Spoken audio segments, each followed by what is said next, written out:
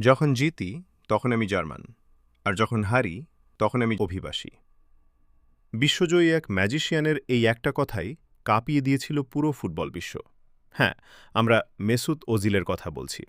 ২০১৪ বিশ্বকাপে জার্মানিকে ট্রফি এনে দেওয়া এই চিল পাসের মাস্টারকে স্রেফ তার মুসলিম পরিচয় আর তুর্কি বংশোদ্ভূত হওয়ার কারণে দেখতে হয়েছে বর্ণবাদের নিকষ কালো অন্ধকার। তাকে বিদেশি বলে অবহেলা করা হয়েছে, দলের ব্যর্থতার একক দায় চাপানো হয়েছে তার কাঁধে। কিন্তু অহংকার টিকেনি।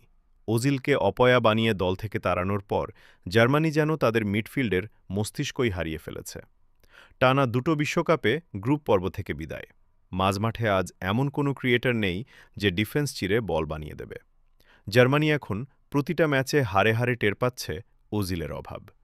ফুটবল ইতিহাস হয়তো তার ওই জাদুকরি পাসগুলো আর চোখের পলকে ম্যাচ ঘুরিয়ে দেওয়ার ক্ষমতা কখনোই ভুলবে না। কিন্তু জার্মানি কি কখনো নিজেদের ভুল বুঝতে পারবে?